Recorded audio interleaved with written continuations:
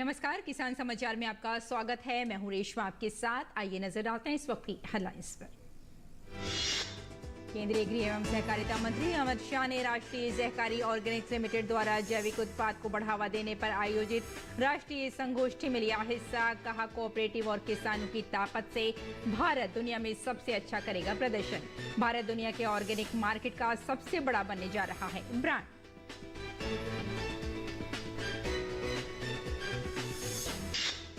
केंद्र सरकार ने अरहर और उड़द दाल पर लागू स्टॉक लिमिट में बदलाव करते हुए इन दोनों दालों पर मौजूदा स्टॉक लिमिट को बढ़ाया। संशोधित स्टॉक लिमिट तत्काल प्रभाव से होगी लागू। सरकार ने थोक कारोबारियों को अब प्रत्येक दाल का 200 टन स्टॉक रखने की दी इजाजत। आंध्र प्रदेश के मुख्यमंत्री वाईएस जगन मोहन रेड्डी ने मंगलवार को किसानों के लिए वाईएसआर रायतू भरोसा पीएम किसान योजना के तहत दूसरी किस्त की जारी। राज्य के लगभग 53 लाख किसानों को 2204.77 करोड़ की राशि की हस्तांतरित। प्रत्येक किसान को मिलेंगे 4000 रुपए। योजना के तहत राज्य के सभी पात्र किसानों को हर साल 3 किश्तों में मिलते हैं 13,500 रुपए। हरियाणा के मुख्यमंत्री मनोहर लाल ने कहा, पंजाब में ज्यादा जलाई जा रही है पराली, स्वास्थ्य का हो रहा है नुकसान। हरियाणा में पराली जलाने के मामलों में आई है कमी। सरकार पराली जलाने वालों पर कर रही है कार्रवाई। और अब समाचार विस्तार से। केंद्रीय गृह एवं सहकारिता मंत्री अमित शाह ने राष्ट्रीय सहकारी ऑर्गेनिक्स लिमिटेड द्वारा जैविक उत्पाद को बढ़ावा देने पर आयोजित राष्ट्रीय संगोष्ठी में हिस्सा लिया। इस अवसर पर अमित शाह ने कहा कि आने वाले दिनों में भारत दुनिया के ऑर्गेनिक मार्केट का सबसे विश्वसनीय और सबसे बड़ा ब्रांड बनने जा रहा है। उन्होंने कहा कि कोऑपरेटिव और किसानों की ताकत से हम दुनिया में सबसे अच्छा प्रदर्शन करके दिखाएंगे। भारत सरप्लस अनाज का उत्पादन कर रहा है। ये संतोष का विषय है कि कृषि उत्पादन में आज हम आत्मनिर्भर हैं। 140 करोड़ भारतीयों के पेट भरने के लिए हमें किसी से आज हाथ लंबा करने की स्थिति नहीं है। हम सरप्लस हैं, वो हमारे लिए बड़ी संतुष्टि का विषय है। परंतु ये सरप्लस होने की यात्रा में कई चूक भी हुई है और अब समय रहते ये जो गलतियां हुई है इसको सुधारने का समय भी अब शुरू हो चुका है। अमित शाह ने कहा कि प्राकृतिक खेती का लक्ष्य हासिल करने के लिए हमें कई मोर्चों पर काम करने की जरूरत है। प्राकृतिक खेती का लक्ष्य अगर सिद्ध करना है तो कई मोर्चों पर न केवल काम करना पड़ेगा, सारे मोर्चों के बीच में संकलन कर आगे बढ़ना पड़ेगा। एक मल्टी डायमेंशनल अप्रोच के बगैर प्राकृतिक खेती को इस देश में 50% से ऊपर ले जाने का लक्ष्य सिद्ध हो ही नहीं सकता। और मैं मानता हूं कि हमने इस लक्ष्य के लिए आज यहां पर जो 3 काम हुए हैं वो तीनों काम वो लक्ष्य की सिद्धि के लिए बहुत महत्वपूर्ण है। केंद्रीय गृह एवं सहकारिता मंत्री ने कहा कि कृषि उत्पादन में रासायनिक खाद, कीटनाशक दवाओं के बुरे परिणाम हमारे सामने हैं। उत्पादन को बढ़ाने में फर्टिलाइजर और पेस्टिसाइड के अत्यधिक उपयोग ने कई बुरे परिणाम हमारे भविष्य पर डाल दिए हैं और आज वो धीरे धीरे नजर के सामने दिखाई पड़ते हैं। उसने भूमि की उर्वरकता को कम किया है, लैंड की फर्टिलिटी को कम किया है, भूमि को प्रदूषित किया है,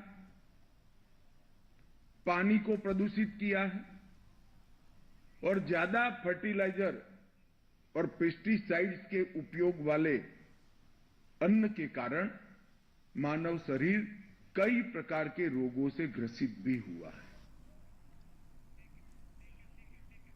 और इसी खबर पर हमारे साथ जुड़ गए हैं हमारे संवाददाता शैलेंद्र से बात करते हैं। शैलेंद्र, जैविक उत्पाद को बढ़ावा देने पर राष्ट्रीय संगोष्ठी का आयोजन किया गया, तो कितना आप खास मानते हैं इस संगोष्ठी को, और खास तौर से अगर हम गृह मंत्री अमित शाह के संबोधन की बात करें तो कितनी महत्वपूर्ण बातों पर उन्होंने बातचीत की?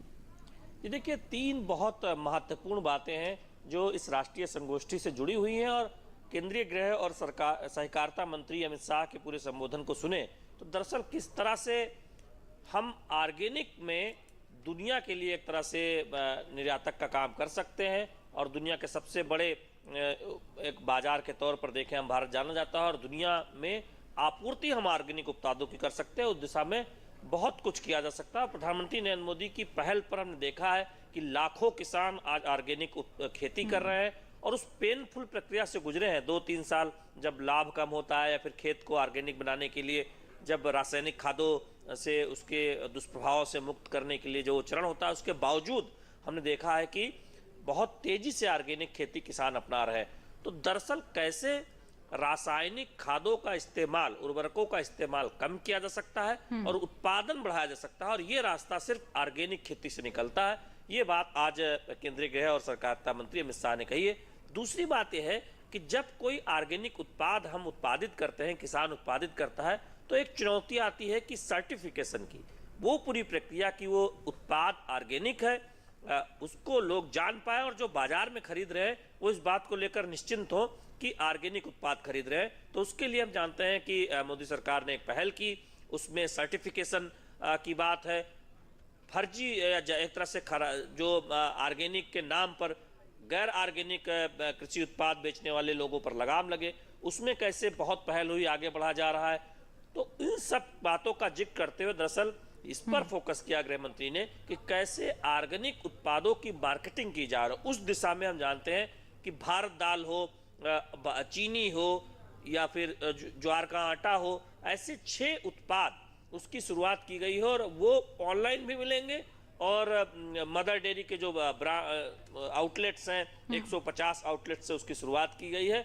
और आने वाले समय में हम देखेंगे कि 2023 के अंत तक 20 ऐसे उत्पाद ये कहा जा रहा है कि उपलब्ध होंगे इस ब्रांड के तहत। तो आप समझ लीजिए कि ऑर्गेनिक उत्पादों की आपूर्ति श्रृंखला कैसे शुरू होने जा रही है, कैसे वो दुकानों पर उपलब्ध होंगे, और ये जब दुकानों पर मिलेंगे, लोग उसे खरीदेंगे, तो हम जानते हैं कि उसकी मांग बढ़ेगी और इसका फायदा किसानों को होगा। चूंकि ये थोड़े से सामान्य कृषि उत्पाद के से तुलना करें तो महंगे होते हैं, तो इसका फायदा किसानों को कैसे सुनिश्चित हो, ये गृह मंत्री अमित शाह ने कहा है। बिल्कुल शैलेंद्र, गृह मंत्री ने बहुत महत्वपूर्ण बातों पर जोर दिया और ये भी बताया कि भारत दुनिया के ऑर्गेनिक मार्केट का सबसे बड़ा ब्रांड बनने जा रहा है। फिलहाल इस जानकारी के लिए बहुत बहुत शुक्रिया, और बुलेटिन की तरफ लौटते हैं, कुछ और खबरों पर नजर डाल लेते हैं। केंद्र सरकार ने अरहर और उड़द दाल पर लागू स्टॉक लिमिट में बदलाव करते हुए इन दोनों दालों पर मौजूदा स्टॉक लिमिट को बढ़ा दिया है।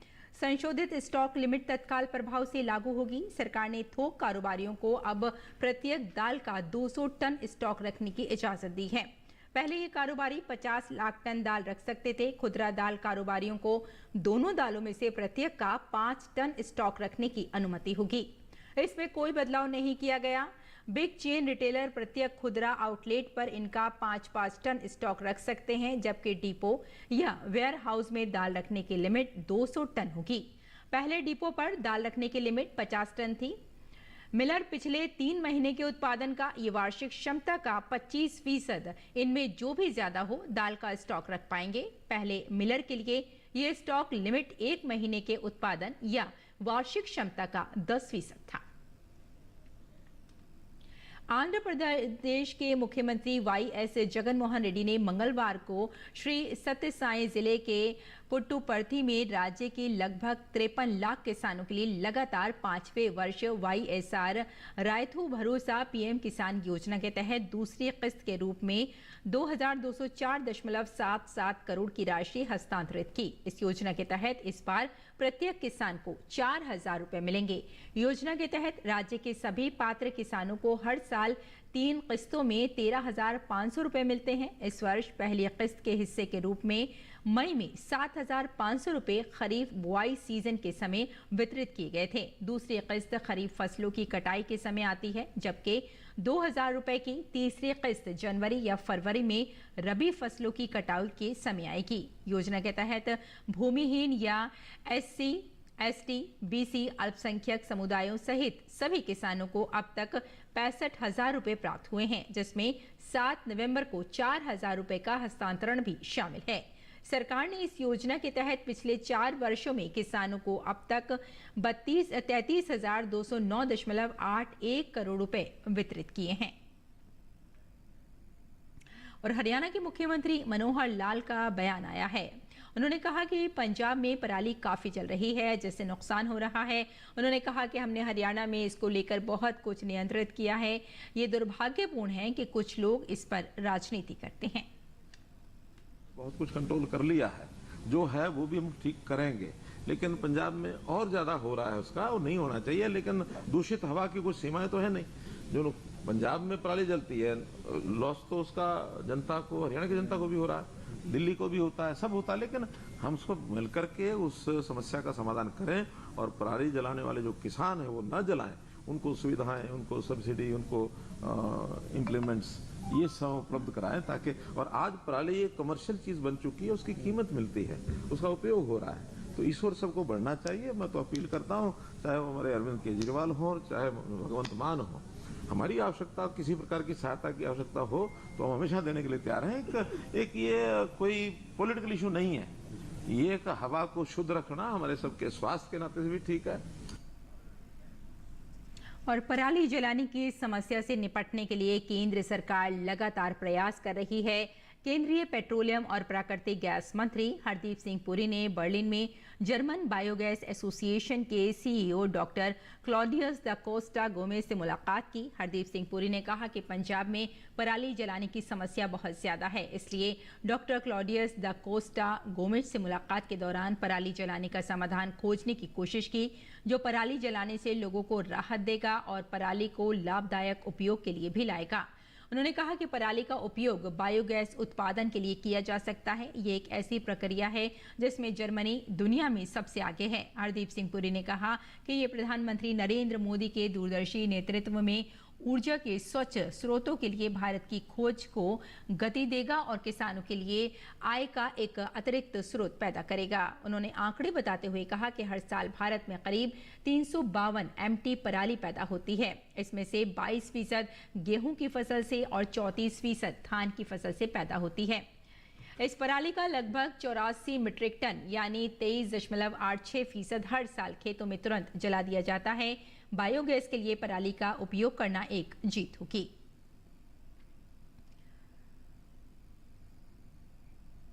केंद्रीय मंत्री हरदीप सिंह पुरी ने पंजाब के संगरूर में एशिया का सबसे बड़ा बायोगैस प्लांट स्थापित करने वाली कंपनी बर्बियो के सदस्यों से भी मुलाकात की। हरदीप सिंह पुरी ने ये प्लांट 50,000 एकड़ में उत्पन्न पराली का उपयोग करता है। हमने पंजाब, हरियाणा और उत्तर प्रदेश में ऐसे 15 और संयंत्रों की दिशा में चर्चा की। केंद्रीय मंत्री हरदीप सिंह पुरी ने बर्लिन में जर्मनी के जलवायु कार्य मंत्रालय के संघीय मंत्री रॉबर्ट हैबिक से मुलाकात की। बैठक में भारत और जर्मनी के बीच कंप्रेस्ड बायोगैस और ग्रीन हाइड्रोजन के क्षेत्रों में मौजूदा सहयोग का विस्तार से चर्चा हुई। इसके साथ ही मजबूत आर्थिक और वाणिज्यिक संबंधों को और बढ़ाने के तरीकों पर चर्चा की गई। केंद्रीय प्रदूषण नियंत्रण बोर्ड के अनुसार दिल्ली की वायु गुणवत्ता लगातार गंभीर श्रेणी में बनी हुई है। एनसीआर में भी जहरीली हवा में लोग सांस लेने पर मजबूर हैं। केंद्रीय पर्यावरण, वन और जलवायु परिवर्तन राज्य मंत्री अश्विनी चौबे ने कल दिल्ली एनसीआर में वायु प्रदूषण की स्थिति पर समीक्षा बैठक की और हालात की जानकारी ली।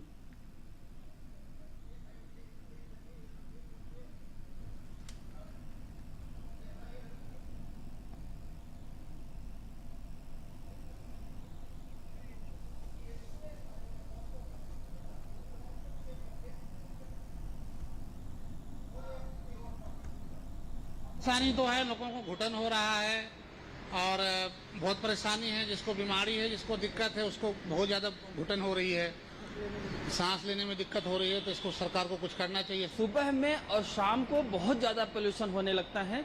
इससे जो है स्वास्थ्य खराब होता है। हॉस्पिटलों में जो है बहुत भीड़ हो रही है। इससे जो है पब्लिक को बहुत परेशानी हो रही है। और दिल्ली में सरकार को इससे कुछ बड़ा निर्णय लेना चाहिए और सरकार इसमें विफल हो रही है। ट्रैवल करते हुए हमें यहाँ पे बहुत प्रॉब्लम हो रही है। पॉल्यूशन की वजह से बहुत आंखों में जलन रहती है, सांस लेने में दिक्कत होती है। और आइए अब जानते हैं मंडी भाव।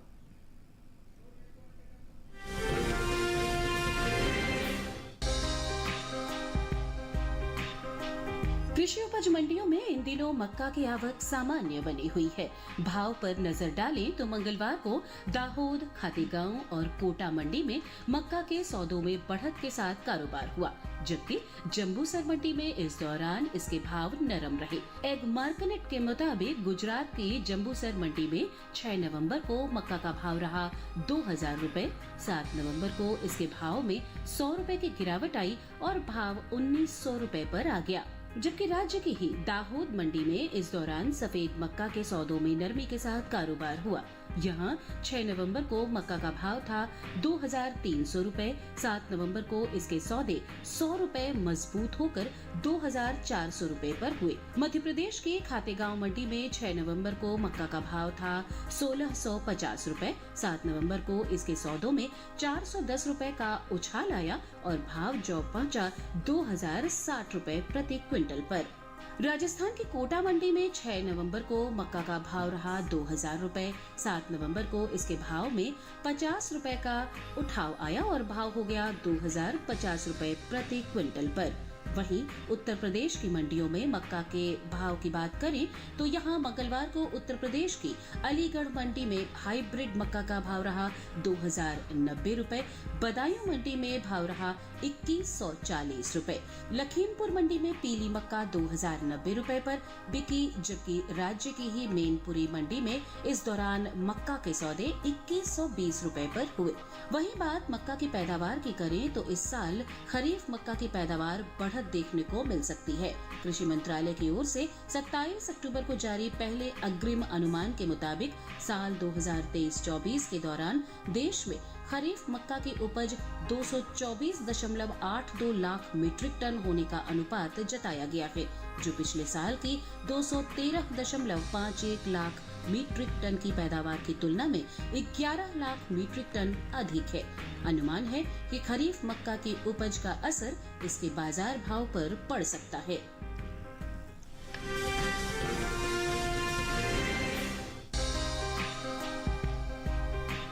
मंगलवार को ज्यादातर कृषि उपज मंडियों में सरसों के सौदों में मिला जुला रुख देखने को मिला। काला पीपल, लालसोट और अलीगढ़ मंडी में सरसों के सौदों में नरमी के साथ कारोबार हुआ। वहीं राजकोट मंडी में इसके सौदे बिना किसी फेरबदल के साथ हुए। आवक की बात करें तो इन दिनों सरसों की आवक ज्यादातर कृषि उपज मंडियों में सामान्य बनी हुई है। एग मार्केट के मुताबिक गुजरात की राजकोट मंडी में 6 नवंबर को सरसों का भाव रहा 5000 रुपए। 7 नवंबर को इसके भाव में कोई बदलाव देखने को नहीं मिला और भाव 5000 रुपए पर बरकरार रहा। मध्य प्रदेश की कालापीपल मंडी में इस दौरान सरसों के सौदों में नरमी के साथ कारोबार हुआ। यहाँ 6 नवंबर को सरसों का भाव था 5240 रुपए। 7 नवंबर को इसके सौदे 65 रुपए लुढ़क कर 5175 रुपए पर हुए। राजस्थान की लालसोट मंडी में 6 नवंबर को सरसों का भाव था 5520 रुपए। 7 नवंबर को इसके सौदों में 100 रुपए की नरमी आई और भाव हो गया 5420 रुपए। उत्तर प्रदेश की अलीगढ़ मंडी में 6 नवंबर को सरसों का भाव रहा 5460 रुपए। 7 नवंबर को इसके भाव में 10 रुपए की गिरावट आई और भाव 5450 रुपए पर आ गया। उत्तर प्रदेश की दूसरी मंडियों में सरसों के भाव की बात करें तो इलाहाबाद मंडी में मंगलवार को सरसों का भाव रहा 5470 रुपए। लखीमपुर मंडी में भाव रहा 5520 रुपए। मिर्जापुर मंडी में सरसों 5650 रुपए पर बिकी, जबकि मैनपुर मंडी में इस दौरान सरसों के सौदे 5650 रुपए पर हुए। सरसों की उपज पर नजर डालें तो इस साल तिलहनी फसलों में शामिल सरसों की रिकॉर्ड पैदावार अनुमानित है। कृषि मंत्रालय में तीसरे अग्रिम अनुमान के मुताबिक देश में घरेलू स्तर पर साल 2022-23 के दौरान 124.94 लाख टन सरसों पैदा होने का अनुमान है, जबकि पिछले साल के समान अवधि के दौरान सरसों की उपज 119.63 लाख टन रही थी।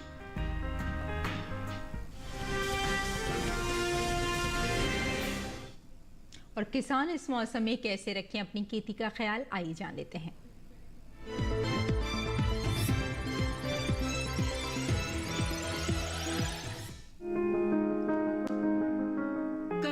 किसान मूंगफली की पकी फसल की खुदाई कर ले। कर्नाटक में धान को तना छेदक कीट से बचाने के लिए जरूरी दवाओं का छिड़काव कर ले। कर्नाटक में सूरजमुखी और मिर्च में खस्ता फफूंदी के नियंत्रण के लिए दवाएं छिड़के। वहीं यहाँ मिर्च में रस चूसक कीट के नियंत्रण के लिए फिप्रोनिल का छिड़काव कर ले। कर्नाटक में अमरूद के बागों में मिलीबग के नियंत्रण के लिए विशेषज्ञों की सलाह से दवाओं का स्प्रे करें। कर्नाटक में ही अनार को रस चूसक कीट से बचाने के लिए इमिडाक्लोप्रिड का छिड़काव करें। यहाँ के गन्ना किसान गन्ने में प्ररोह छेदक कीट की रोकथाम के लिए इमिडाक्लोप्रिड का स्प्रे कर लें। साथ ही किसान गन्ने के खेतों में खरपतवार नियंत्रण के उपाय भी कर लें। कर्नाटक में अरहर में फूल आने की अवस्था के दौरान पैदावार बढ़ाने के लिए किसान पोषक तत्वों के मिश्रण को अरहर की फसल पर छिड़कें।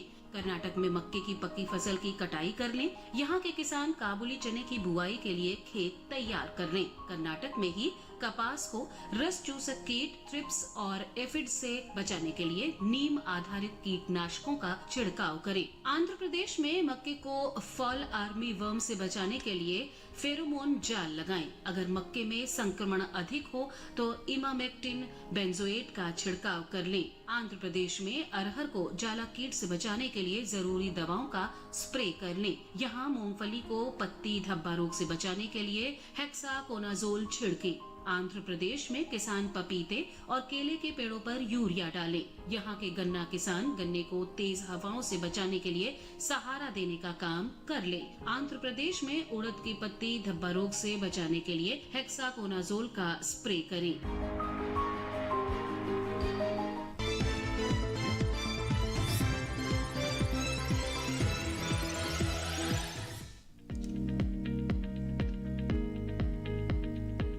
धनिये की खेती के लिए दोमट मिट्टी सबसे अच्छी मानी जाती है।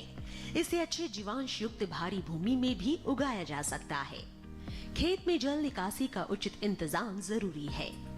बोने से पहले खेत को अच्छी तरह जोत ले और मिट्टी को भुरभुरा बना ले। साथ ही मिट्टी को समतल कर ले। आखिरी जुताई में 100 से 120 क्विंटल प्रति हेक्टेयर की दर से गोबर की खाद मिला दे। बीज की मात्रा बुआई और सिंचाई की दशा पर निर्भर करती है। सिंचित दशा में 12 से 15 किलो बीज प्रति हेक्टेयर डालें, जबकि असिंचित दशा में इतनी ही जमीन के लिए 25 से 30 किलो बीज की जरूरत होगी। बोने से पहले बीज को उपचारित जरूर कर लें। साथ ही बुआई से पहले बीज को 12 घंटे पानी में भिगो कर रखें। कतार से कतार की दूरी 20 से 30 सेंटीमीटर जबकि गहराई 2 से 2.5 सेंटीमीटर रखें। पूरी फसल में 4-5 सिंचाई की जरूरत होती है। पहली सिंचाई बुआई के 30 से 35 दिन बाद, दूसरी 60 से 70 दिन बाद, तीसरी 80 से 90 दिनों के बाद और चौथी 100 से 105 दिन बाद करें। पहली सिंचाई के बाद निराई गुड़ाई करके खरपतवार निकाल दें।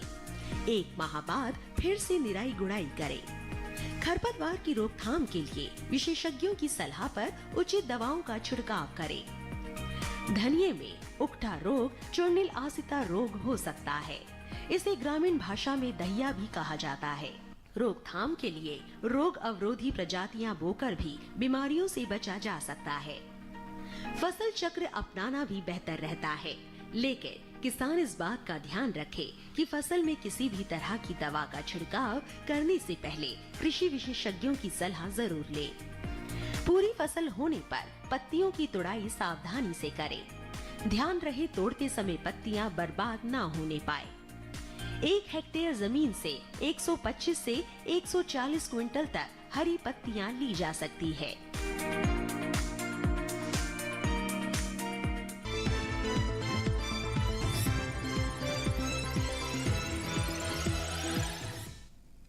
और खेती किसानी के साथ साथ आइए नजर डाल लेते हैं कुछ और महत्वपूर्ण खबरों पर। खास खबर में मध्य प्रदेश में विधानसभा चुनाव का प्रचार जोर पकड़ता जा रहा है। यहां 17 नवंबर को एक ही चरण में सभी 230 विधानसभा सीट पर मतदान होंगे। यहां दिल्ली में भी दिग्गज नेता और स्टार प्रचारक आकर मध्य प्रदेश में प्रचार के मोर्चे पर डटे हैं। कांग्रेस पार्टी ने भी मध्य प्रदेश में प्रचार के लिए अपने दिग्गजों को उतारा है। यहां मुख्यमंत्री पद के दावेदार कमलनाथ, दिग्विजय सिंह और अजय सिंह समेत अरुण यादव एक दिन में कई चुनावी रैली कर रहे हैं, तो वहीं कांग्रेस अध्यक्ष मल्लिकार्जुन खड़गे, पार्टी महासचिव प्रियंका गांधी ने भी मोर्चा संभाल रखा है। मध्य प्रदेश विधानसभा चुनाव में पूरी ताकत से लड़ रही बीजेपी रोज प्रचार अभियान में तेजी ला रही है। मंगलवार को बीजेपी के राष्ट्रीय अध्यक्ष जेपी नड्डा ने इंदौर की महू और राऊ विधानसभा में रोड शो किया, जहां उन्होंने रोड शो के दौरान रथ सभा करते हुए कांग्रेस पर जमकर निशाना साधा। मध्य प्रदेश के पूर्व मुख्यमंत्री और कांग्रेस नेता कमलनाथ ने मध्य प्रदेश विधानसभा चुनाव पर कहा कि हमें मध्य प्रदेश के मतदाताओं पर पूरा भरोसा है कि वे मध्य प्रदेश के भविष्य को सुरक्षित रखेंगे।